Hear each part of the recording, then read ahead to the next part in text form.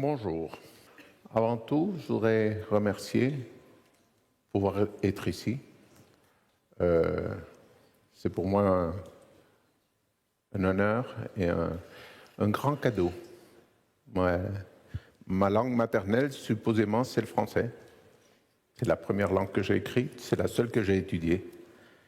Mais je ne parle jamais français. Ça fait 40 ans que je ne parle pas français.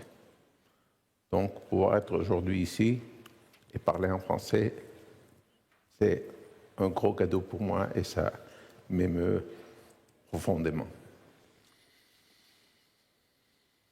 On m'a demandé de vous parler de la collaboration extrême. Et il n'y a rien qui soit plus off-beat, plus à contre-temps, que de parler de ça dans une époque où c'est la polarisation qui gagne. On est tous préoccupés de la polarisation et en pleine polarisation extrême, je vais vous parler aujourd'hui de collaboration extrême. Pourquoi on a polarisé? Parce qu'on n'est pas d'accord. Et on n'est vraiment pas d'accord. Et c'est normal.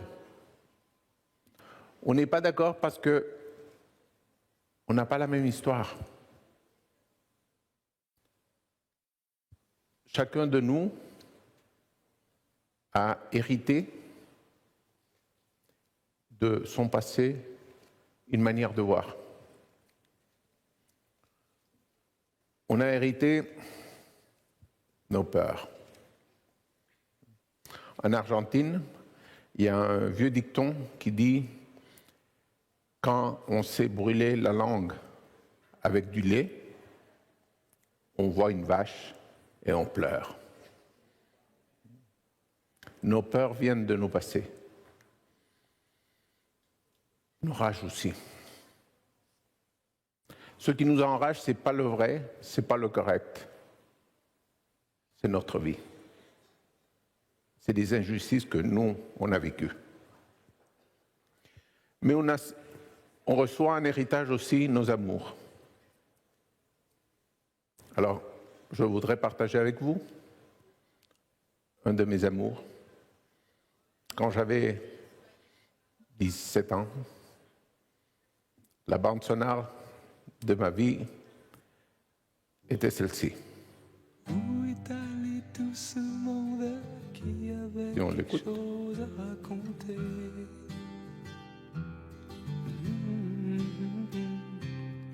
On a mis quelqu'un au monde, on devrait peut-être l'écouter.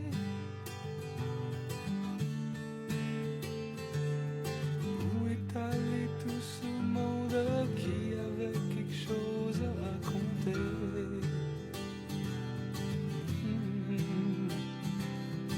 On a mis quelqu'un au monde, on devrait peut-être l'écouter. Linda. Cette chanson s'appelle Un musicien parmi tant d'autres, et c'est d'un groupe que probablement vous n'avez jamais écouté, qui s'appelle Harmonium. J'ai grandi au Québec, et Harmonium, c'était la musique qui jouait. Donc je ne peux pas ne pas écouter ça et m'émouvoir.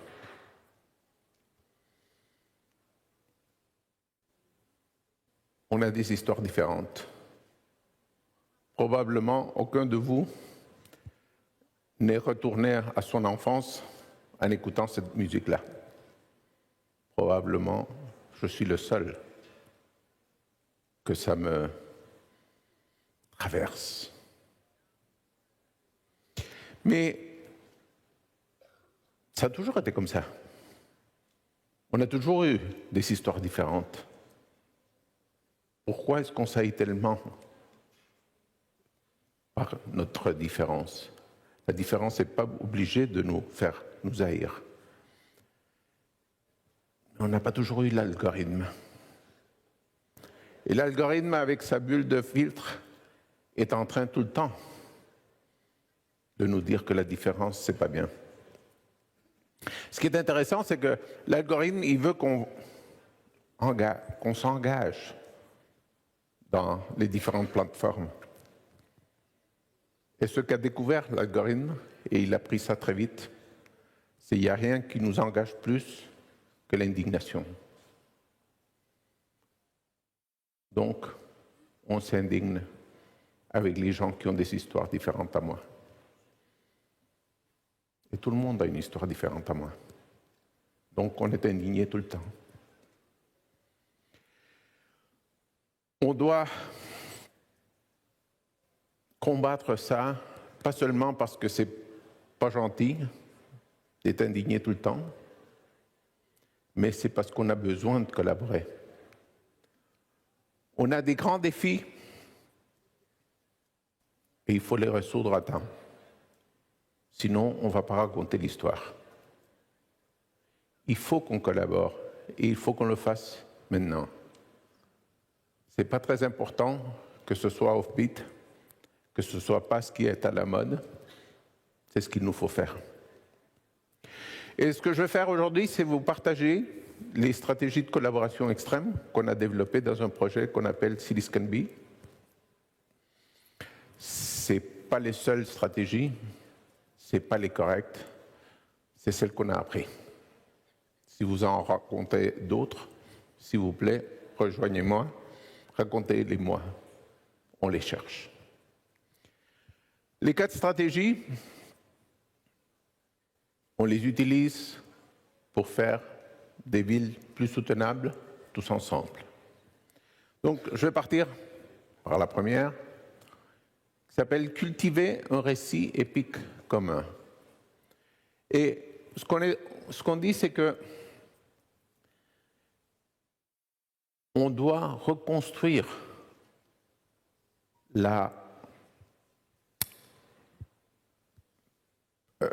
être part d'eux. On doit reconstruire le nous. Belonging, c'est le mot qui me vient à la tête, mais je ne sais pas le dire en français. Parce qu'on l'a détruit systématiquement. Et on doit le reconstruire. Donc, laissez-moi vous donner un exemple de comment ça se fait. Dunkerque est à 75 km d'ici. Je n'ai pas besoin de vous rappeler l'histoire que vous avez probablement appris à l'école. 24 mai 1940, il y a un groupe de soldats européens entourés de soldats allemands, 400 000 pour être exact. Et ils se font bombarder par les avions allemands tous les jours et on ne sait pas quoi faire. Alors le gouvernement britannique invente l'opération Dynamo pour aller les chercher avec la marine britannique. Et en 4 jours, ils réussissent à retrouver 10%. On ne va pas y arriver. C'est à ce moment-là qu'ils déclarent « ce n'est pas un problème du gouvernement, ce n'est pas un problème de l'armée, ce n'est pas un problème de la marine. C'est un problème à nous tous. » C'est ça qui change le jeu. Quand on arrête de dire « quelqu'un devrait se prendre en charge ». Et ce qui est arrivé, c'est que n'importe qui avait un bateau, ce n'était pas très important si c'était un bateau pour une personne, 5 personnes, 10 personnes, 100 personnes, si c'était à voile ou à rame. Chacun qui en avait un est parti sous le feu allemand chercher les soldats. Ils ont réussi à récupérer 90% des personnes. Encore aujourd'hui, en Angleterre, on appelle ça l'esprit de Dunkerque. C'est quelque chose qu'on a besoin aujourd'hui. De reconstruire le fait que c'est notre problème. Ce n'est pas à eux, c'est à nous. Et pour faire ça, il faut construire un récit épique commun. C'est quoi un récit épique commun? C'est très facile. C'est cultiver une manière de voir la vie où on est tous du même côté. Et non seulement ça, ça vaut le coup de s'engager et de jouer la vie pour résoudre notre problème. Je sais que ça a l'air simple, mais on ne fait pas ça. On travaille, surtout les gens qui viennent à un événement comme celui-ci, on travaille pour améliorer la situation, on travaille pour se comprendre ce qu'il faut faire, mais on ne s'inquiète pas à la manière dont on est en train de regarder le monde, à la manière dont nous tous, on est en train de regarder le monde. Donc, ce qu'on dit, c'est qu'il faut construire ce récit épique commun. Mais le problème, c'est que le récit épique commun a aussi un côté méchant. Quand Churchill dit « nous », il dit ça en pleine guerre. Et donc, c'est un « nous » très spécial. Quand on voit ce soldat, la question est, ça doit me produire de la joie ou de la peine? Ben, ça dépend. Ça dépend de sa nationalité. Ça, c'est une manière de construire le « nous », où c'est nous contre eux. Et si vous lisez les journaux, si vous regardez la télé, vous allez voir ça tout le temps.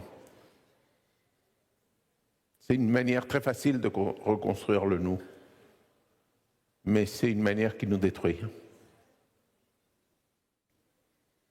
C'est une manière qui ne va pas résoudre le problème. Ça, c'est un cadeau que la vie m'a donné. J'ai appris ça très jeune, à Montréal. Ça, c'est moi. J'étais chilien. Je venais d'une famille de gauche. Et on fuyait une dictature de droite qui mettait dans des camps de concentration les gens qui pensaient différent. Et ça, c'est Jan, polonais, d'une famille de droite, qui fuyait une dictature de gauche, qui mettait dans des camps de concentration les gens qui ne pensaient pas comme eux. L'ennemi, je me suis rendu compte très jeune, ce n'étaient pas les gens de gauche ou les gens de droite. L'ennemi, c'était la polarisation. L'ennemi, c'était construire un « nous » contre vous.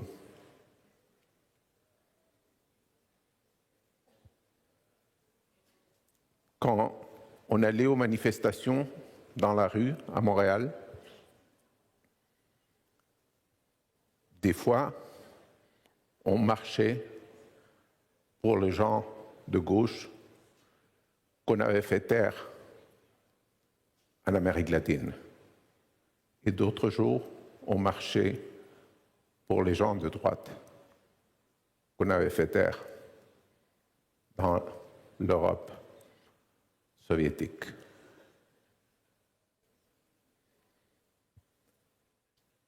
Quand on marchait dans les rues de Montréal pour retrouver les gens qui avaient disparu, ce qu'on chantait à plein poumon, c'était cette chanson. Où est allé tout ce monde qui avait quelque chose à raconter?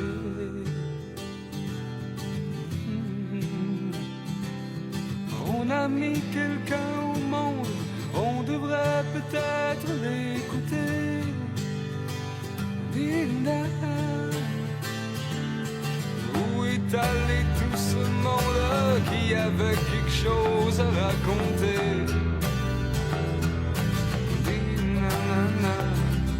On a mis quelqu'un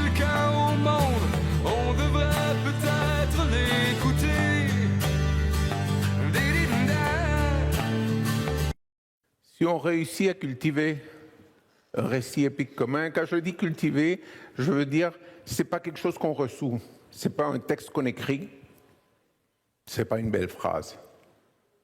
C'est quelque chose qu'il faut prendre soin tous les jours.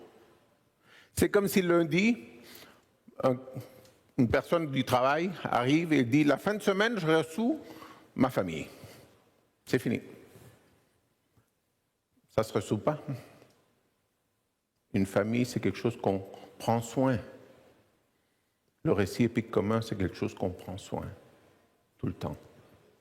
Supposons qu'on l'a, comment on fait pour travailler ensemble? Puisqu'on l'a, on veut travailler ensemble. Mais il faut changer notre manière de regarder la collaboration.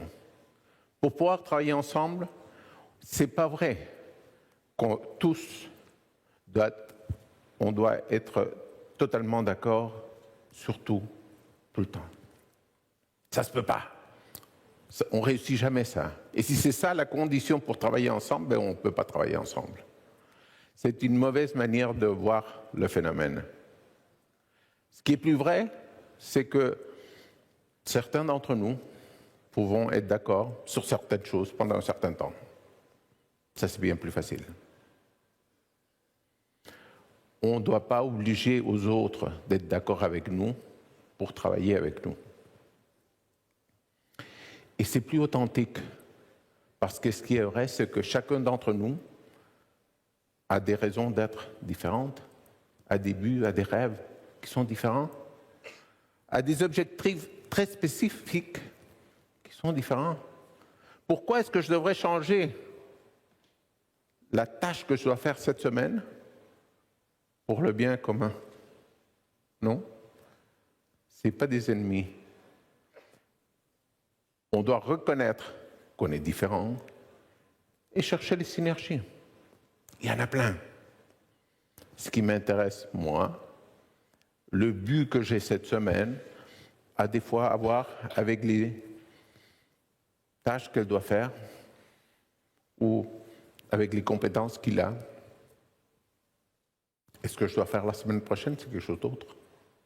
Si on cherche les synergies, il y a plein d'espace pour la collaboration. Ça, c'est le dessin d'une ville en particulier où on a travaillé pendant beaucoup de temps. Et après une couple de semaines, toutes ces collaborations sont apparues.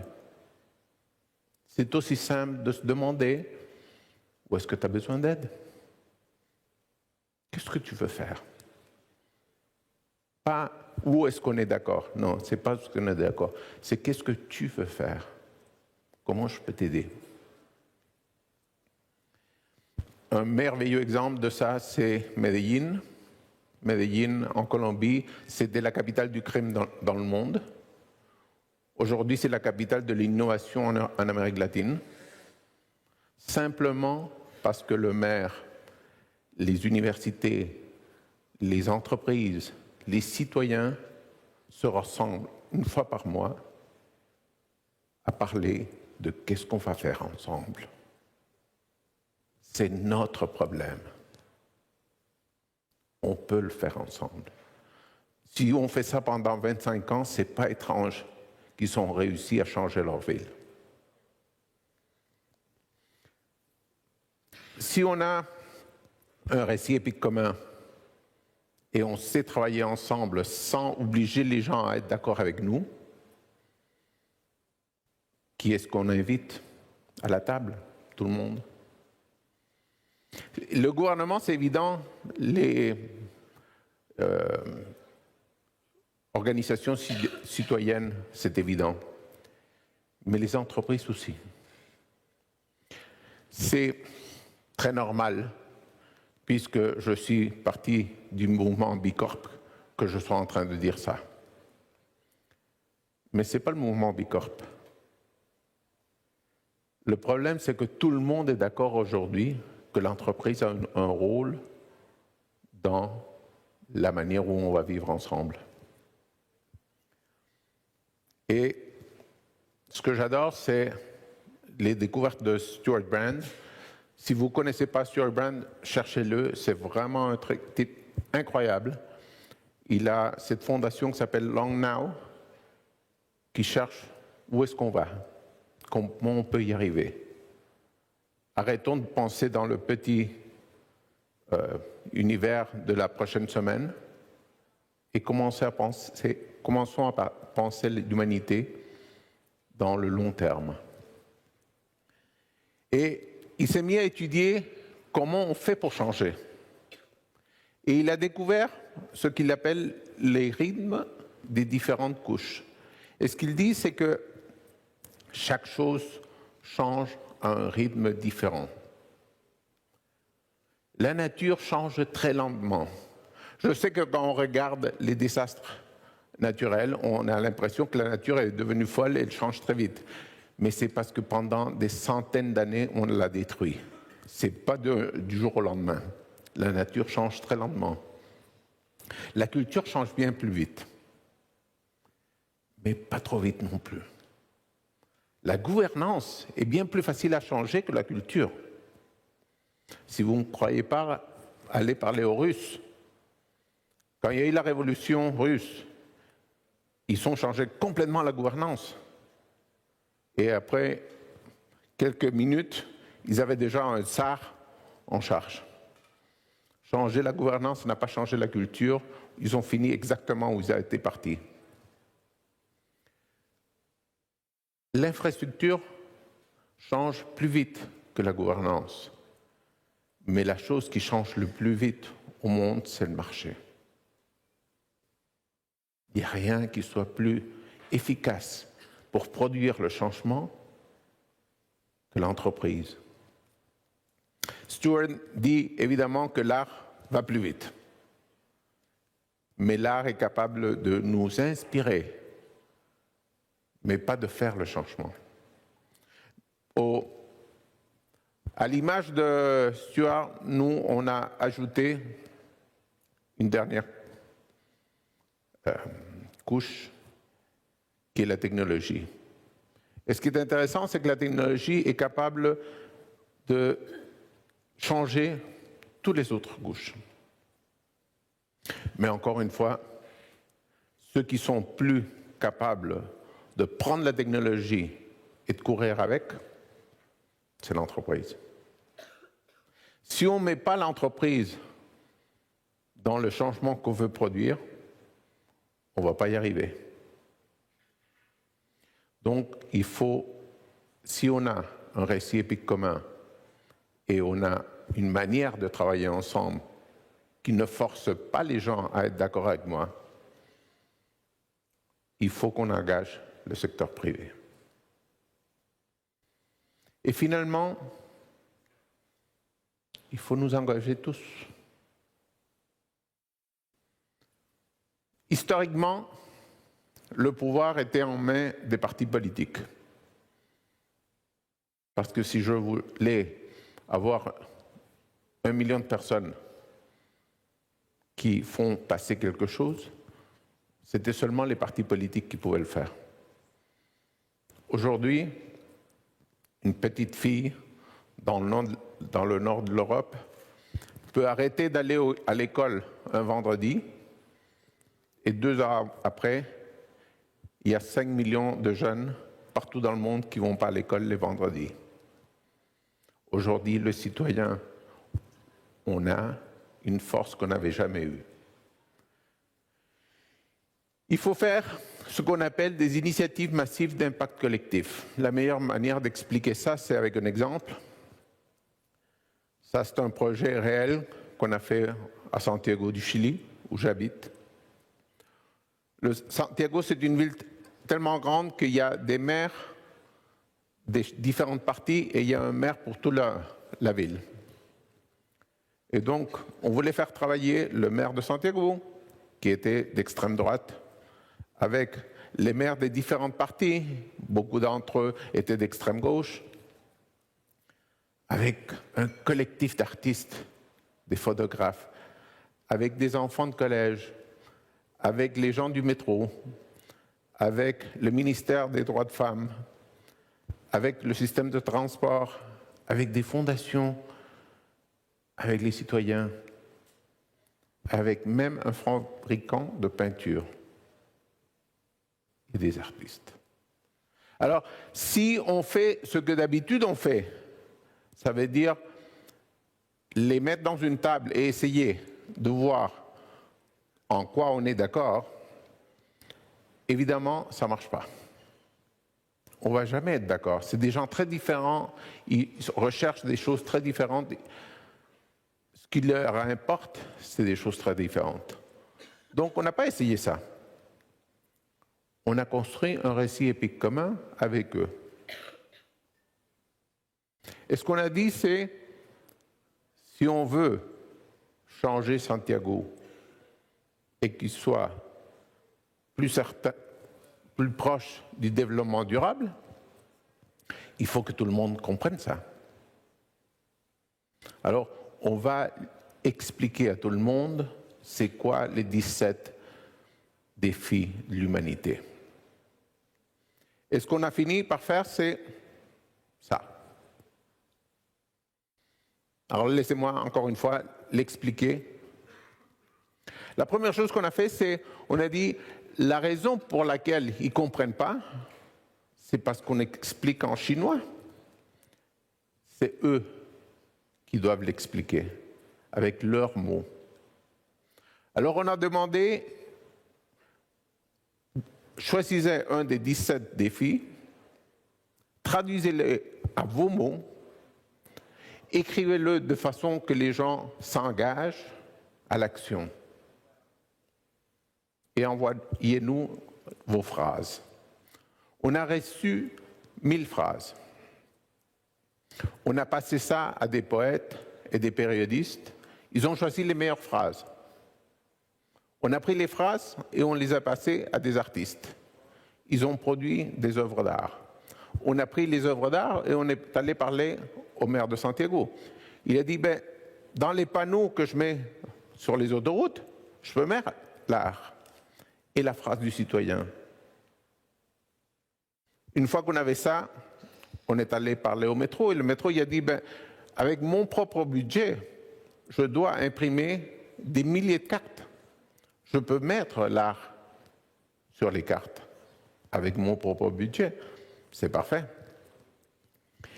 Et on était en train de parler avec le système de transport quand le ministère des droits de femmes a regardé la carte qui parlait de l'égalité de genre. Il a dit, j'adore, avec mon propre budget, je veux qu'on imprime des milliers additionnels. Comme on avait déjà parlé avec le système de transport, on est allé parler avec des autobus et les autobus ont dit « Enchanté, mais on ne veut pas de l'art. On veut des photos de Santiago. » Parfait. On est allé parler au collectif de photographes. Ils nous ont donné en cadeau les photographies. On les a mis sur tous les autobus. On est parti avec l'art parler à différents maires et à les fondations qui organisent les gens dans les quartiers. Ils ont choisi l'art qu'ils aimaient le plus. Et les fabricants de peinture, ils ont dit, on donne la peinture gratis. Les citoyens se sont mis à peindre des muraux qui expliquaient les phrases des citoyens sur les 17 grands défis de l'humanité. Et les enfants des collèges ont peint les muraux. On ne les a pas mis d'accord. Chacun a fait ce qu'il voulait. Chacun prenant soin de leur propre but. On peut travailler ensemble si on oublie l'idée de les mettre d'accord. Il faut seulement qu'on soit d'accord sur le récit épique commun. Mais c'est urgent qu'on le fasse. Ce que je suis en train de dire semble que ça serait bon le faire. Ça, c'est pas que ça serait bon. c'est urgent, c'est nécessaire. Une des choses que le Covid a dévoilées, je ne sais pas si vous avez écouté ça, mais à la fin du Covid, le Japon s'est rendu compte qu'il y avait plus de personnes qui étaient mortes de solitude que de Covid. Détruire le nous a laissés seuls. Et on est en train de vivre une épidémie de solitude. Pour résoudre ça, le Japon a créé un ministère de la solitude. Et on peut trouver ça créatif, ça ne l'est pas. Les Britanniques ont créé ça quelques années avant. Et selon les études des Britanniques, 9 millions de Britanniques ont besoin de ce ministère. Partout dans le monde, on est dans une épidémie de solitude.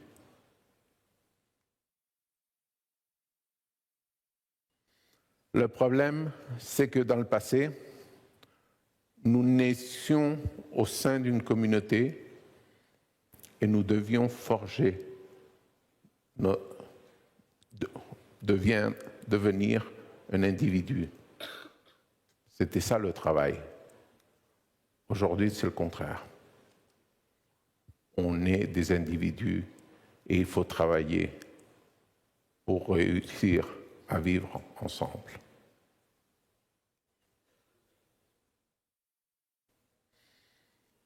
C'est les 4 stratégies que je voulais vous donner. Ça fait partie de ce qu'on a appris à Silicon Valley. C'est un mouvement mondial de villes qui veulent devenir plus durables, plus prospères, plus inclusives, plus résilientes,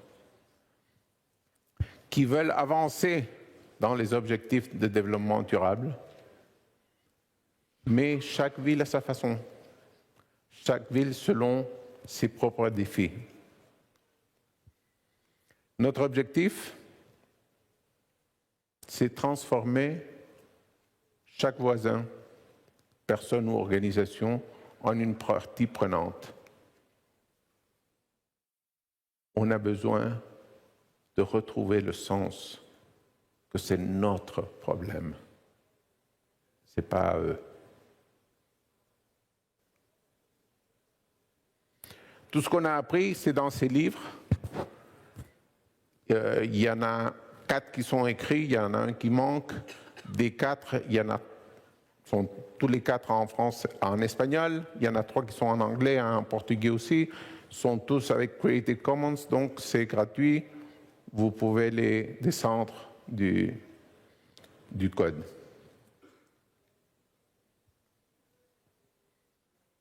Pour finir, hier, à la fin de la journée, on a eu le grand cadeau d'écouter à Dominique réciter un beau poème. Je vais vous laisser avec les derniers mots qu'il a dit. Quelle fatigue, le temps qui passe. L'ailleurs est un pays qui nous a mis au monde sans que nous ne sachions rien de lui. Nous sommes tombés d'un ailleurs dont il nous reste une nostalgie, un souvenir lointain, une ombre entre notre regard et l'image. Nous sommes tous des réfugiés, des mémoires, en fuite vers le silence, la paix.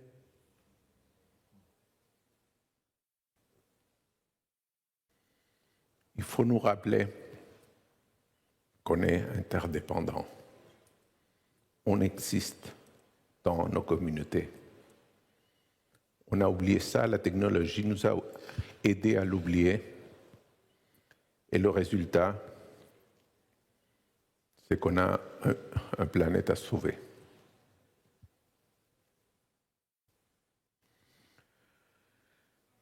Le destin n'est pas écrit. il est dans nos mains. Si on est en train de se battre entre nous parce qu'on n'est pas d'accord, on ne va pas y arriver. La seule façon d'y arriver, c'est qu'on travaille ensemble. Où est allé tout ce monde qui avait quelque chose